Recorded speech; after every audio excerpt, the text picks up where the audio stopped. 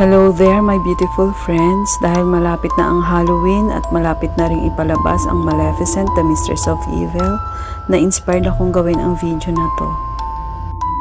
I already moisturized my face, then naglagay na rin ako ng contact lens. And start na tayo guys. Ang gamit ko dito guys is foundation na light ang shade. Tapos blend ko lang ng sponge. Ang gamit kong sponge is Real Techniques.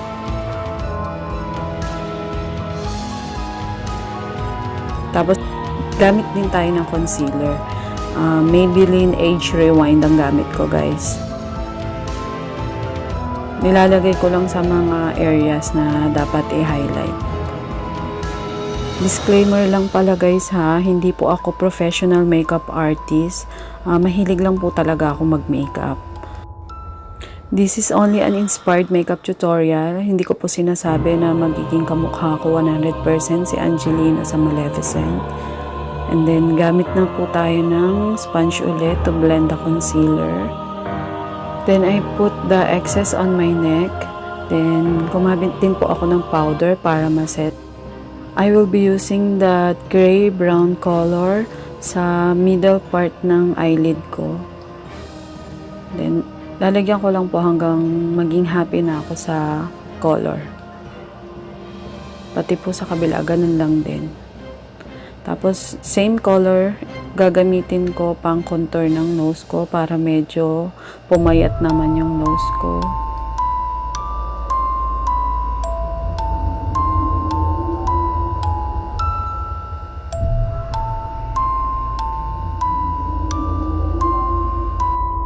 I will use this brown color sa baba nung ginamit ko kaninang gray brown. Parang buong eyelid. And then, blend lang. Same procedure lang sa kabila. And then, itong brown na to ay pang-blend ko sa lahat ng colors sa buong eyelid. Then, itong yellow gold na color, ilalagay ko sa ilalim ng eyebrows ko. I will clean the edges using my concealer and blend it with a sponge. I will use this black violet color to darken the edges of my eyelids. Hanggang maging happy na po ako sa color. Then, I will blend the colors hanggang doon sa inner corner ng eyes. I just sharpen the edges. I will put this color on my lower lash line. Then, yung black violet din na color. Hanggang doon po sa inner corner. Same lang po sa kabila. Use this color to contour my cheeks. Slightly build up lang guys hanggang ma-achieve ko yung gusto kong pagka-contour. I blended it downward. Dinadagdagan ko lang para lumabas yung color. And then yung contour inabot ko hanggang doon sa malapit sa lips. Sa side ng lips.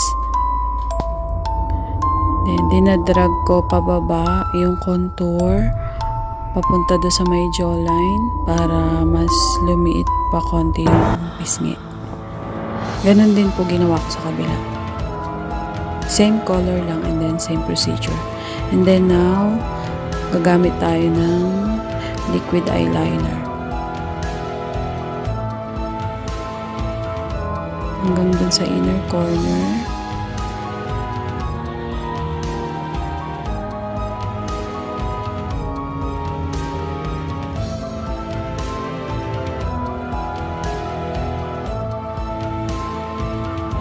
Then, nilagpas ko lang konti dun sa inner corner yung liquid eyeliner.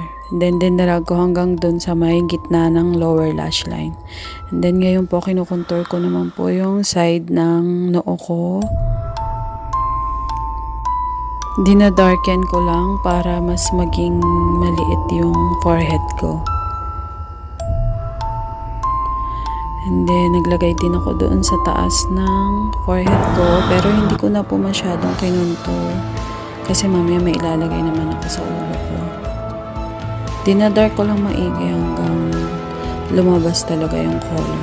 Then, doon din po sa jawline. dinarken ko lang yung mga edges ng jawline ko, pati sa ilalim ng chin ko. Then, I use falsies and then mascara para mag-combine yung natural and false eyelashes ko.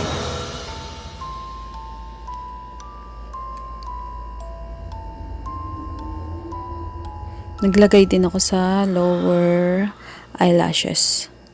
And then, dinagdagan ko lang po yung concealer para mas maging brighten up yung part na yan ng face ko. Sa chin, naglagay din ako. Sa forehead. And then, blend lang ulit using the sponge.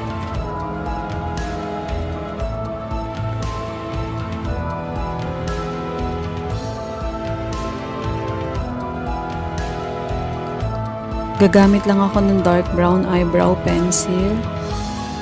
As you can see guys, hindi kasing nipis ng kilay ko na kagaya nung kay Maleficent.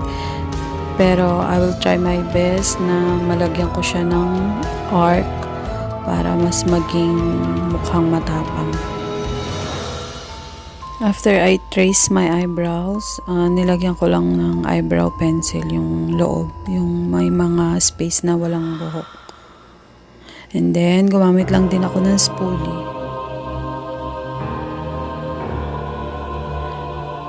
Ayan. Dinugtungan ko lang yung eyebrows ko para medyo humaba. Ganon din yung ginawa ko sa kabila. Then, yan po yung gamit kong powder is Shiseido para ma-brighten up yung inner part ng face ko.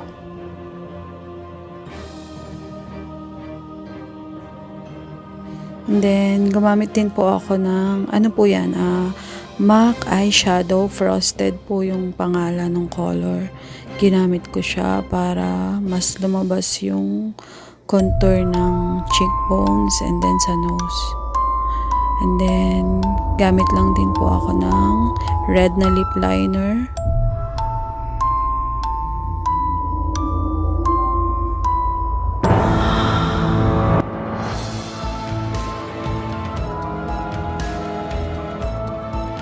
Then, I will be using this red matte liquid lipstick ng Sephora.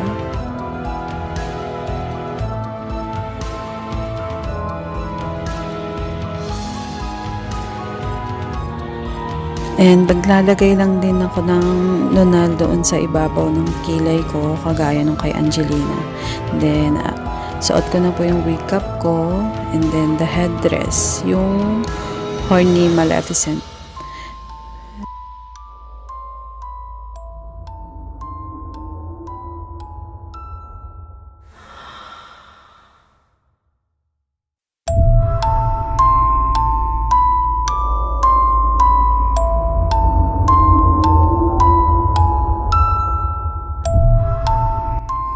Thank you for watching. Don't forget to subscribe, like, and share, and please hit the bell button for you to be notified every time I upload videos.